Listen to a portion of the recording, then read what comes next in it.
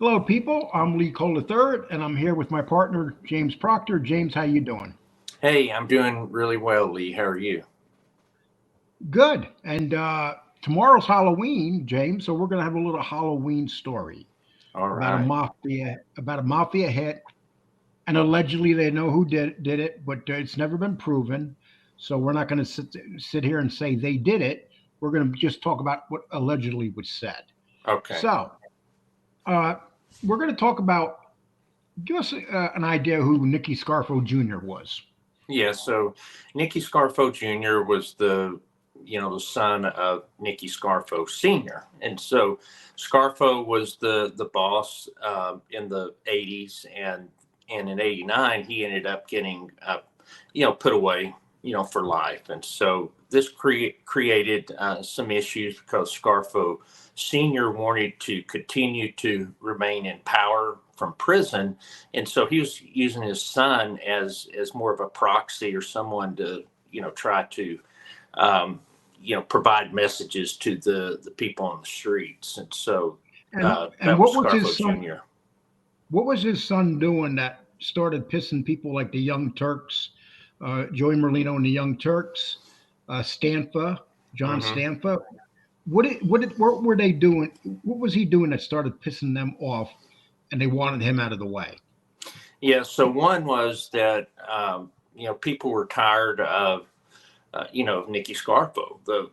They did not want to provide, or they did not want to do what he said. Scarfo was in prison. He wasn't respected anymore.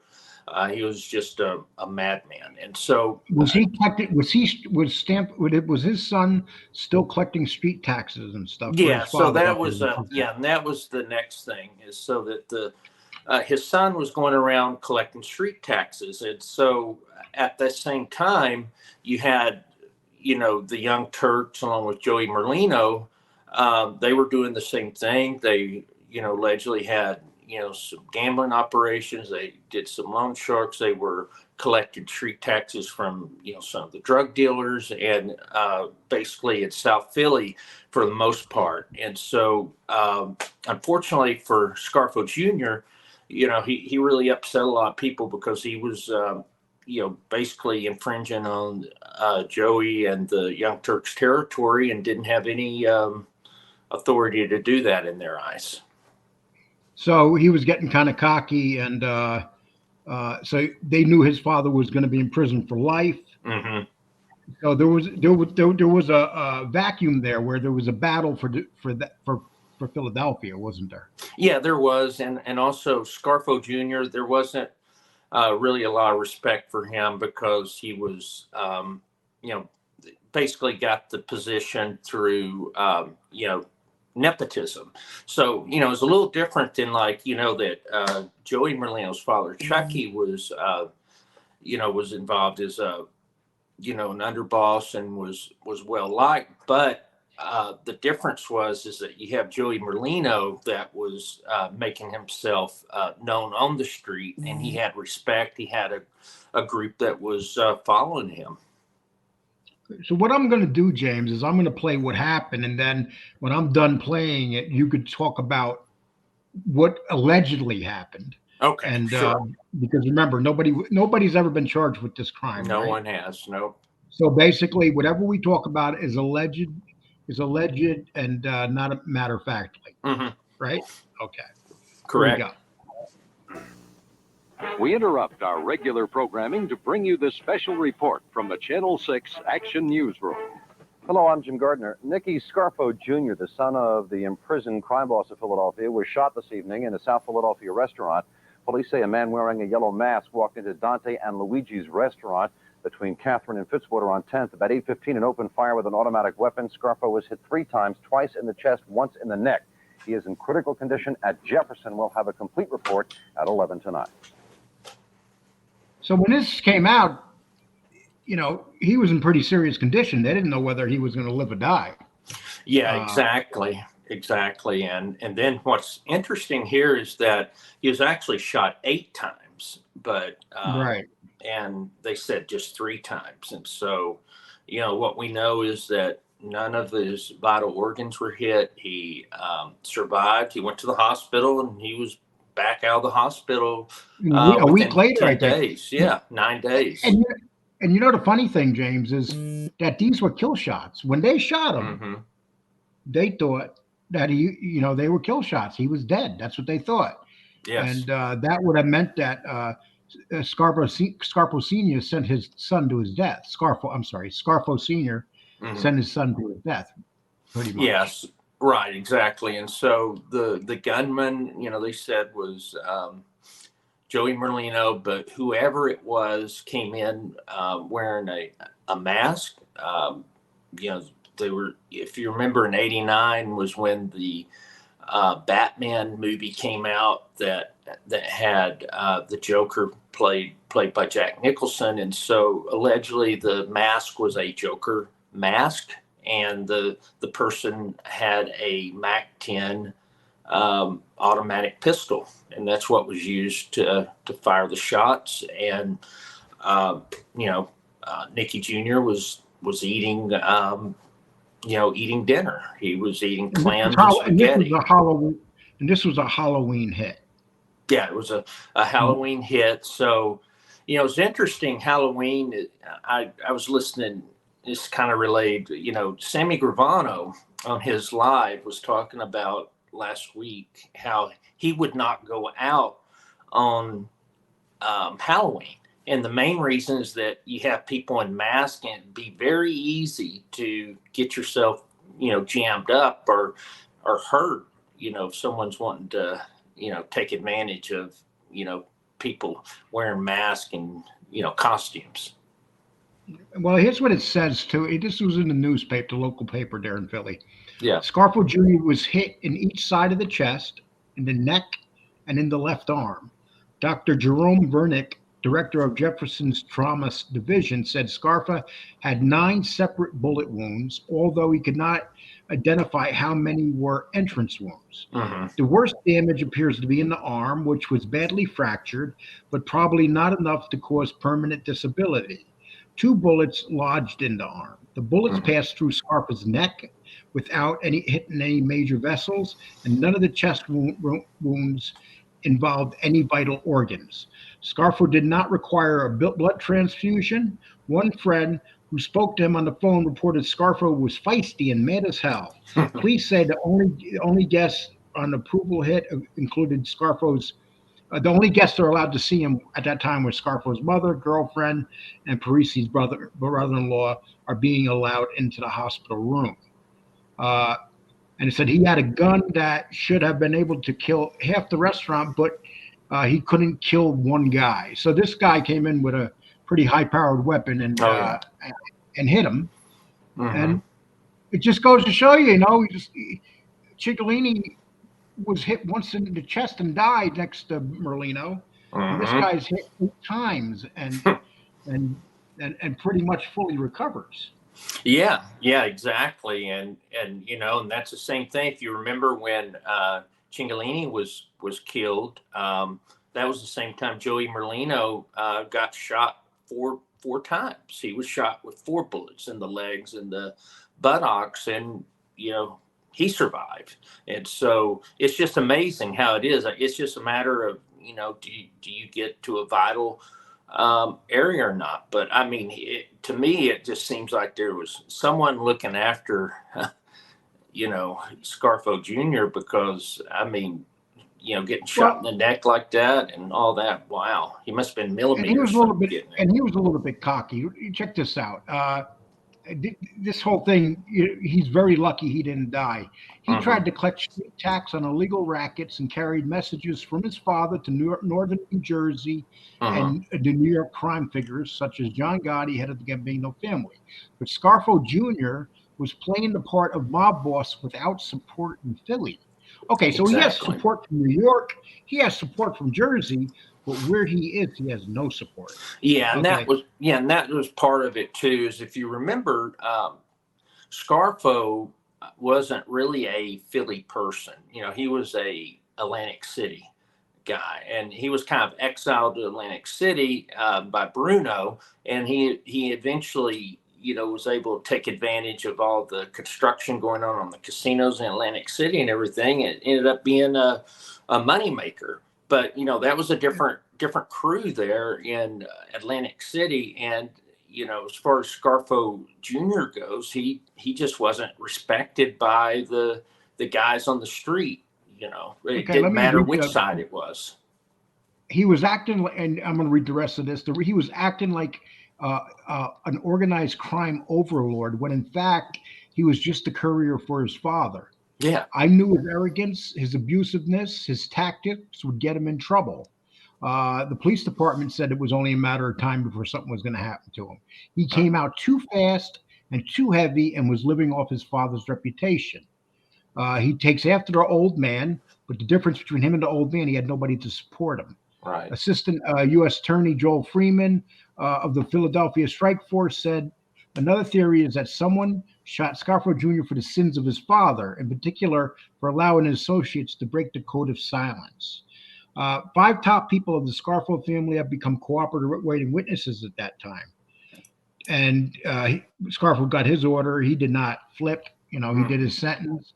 But the fact of the matter is, so his son's out there without any support. You got John Stanfa, and you got the young Turks. Mm-hmm. What was this guy thinking to mess with those 2 groups of people?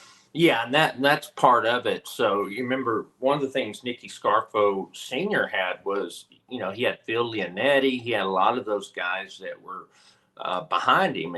And so what Nicky Scarfo Jr. was doing, imagine a war where you're trying to fight on 2 fronts, because he didn't have support from the old guard, which was, those that were with Bruno back in the day, and, basically ends up being, John Stampa.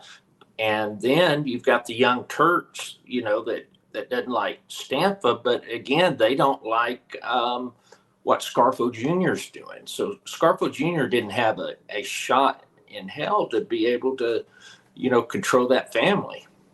And Scarfo had 3 sons, and it was the middle son that wanted to get involved. Mm-hmm. But the youngest son hung himself when he was 17. Oh God, yeah. Mm-hmm. Was comatose for the next 20 years. Yes. And he died in 2014. So it was the middle son who was the namesake. Mm-hmm. And so basically that his father figured that through his middle son, and the youngest son hung himself because of the embarrassment brought to him and the family by the father. Yeah. You figured that would have, this tells you what type of person Nicky Scarfo was. You figured that would have him after his son tried to do that. You figured he'd slow down and say, and then so after the shooting happened, mm-hmm. the Junior was upset, but he went into hiding in New Jersey. He did. With some bodyguards. Yeah, that's exactly what he did. And his father actually intervened on his behalf and got a message to the Lucchese family. And so Nicky Scarfo Jr. ended up getting made later on as a soldier with the Lucchese family. And the reason the Lucchese's did it was as a favor, to a boss, right? A former boss. And so Nicky Scarfo Jr. Had some protection at that time, and that was the whole idea, was get made that way. These folks can't target you. And that's the thing is, they could still target, but if you're a made guy, what's supposed to happen is that you have to get permission to take out a made guy. So that was a way to protect, Scarfo Jr. And also, as far as the younger son that hung himself, my understanding is that Scarfo Sr.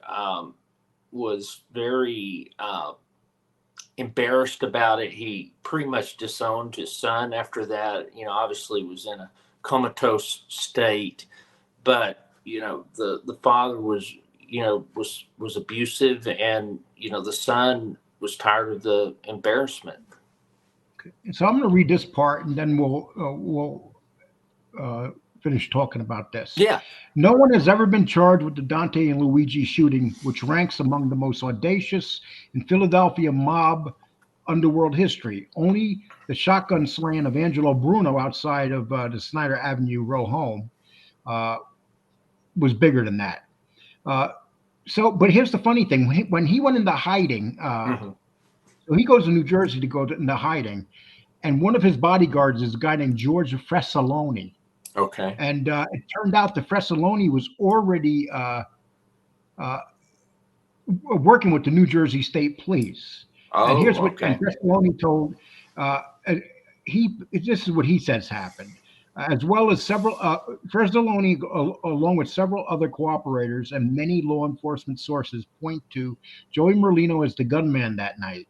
Merlino has repeatedly denied the allegation, and once again, it's an allegation. Over lunch several years ago in Florida, short of his release from prison on racketeering charges, he explained with a straight face that he couldn't possibly have been the shooter. Why? He was on a strict supervised release at the time, awaiting sentences for armed truck robbery and not allowed out after 7 p.m. Nicky Jr. has never spoken publicly about the shooting, but in phone conversations with his father at the time, conversations secretly recorded, the two Scarfos described Merlino as a snake, and the elder Scarfo suggested that his son take Merlino to dinner, a reference to the shooting, a veiled order to take Merlino out. But here's the thing. This is what type of person Nicky Scarfo Sr. was. He's asking his son to go back and mess with the young Turks and Merlino. Yeah. Yeah. And like they would, so if they were the ones that did it, and you think that, they would go to, and what they meant, that's a euphemism, so basically he needs to go there and take care of it. And, it's just Scarfo Sr. by this time is just, out of it as far as knowing what's going on in the street. I mean, his son had no chance. I mean, that was, he would just get killed. And here's how Phil Leonetti describes little Nicky. He says, "My cousin's not a gangster, never was," Leonetti wrote. Right. The only thing he is guilty of is being loyal son to his father. Right. His uncle. My uncle got involved with trying to keep control of La Cosa Nostra and almost got his son Nicky killed. That's the kind of father my uncle is. My cousin owes my uncle absolutely nothing. And then after this, Scarfo died a few years later. But, when you really think about it, he's not really respected by anybody. Leonetti was a rat, so he could say whatever he wants. He's still a rat. Right. You could say what you want about both Scarfos, but they weren't rats. The father or the son. No, they weren't. And that's where we start again. Some of the there were a lot of theories about this shooting initially, and so we talked about one, which was maybe it was the 5 families, but I'm sure it was internal to Philly. But we do know that later that a couple of the people became rats with the crime family and fingered Joey Merlino. So you had a guy that was Tommy Scafidi that did that, and then later Ralph Natal.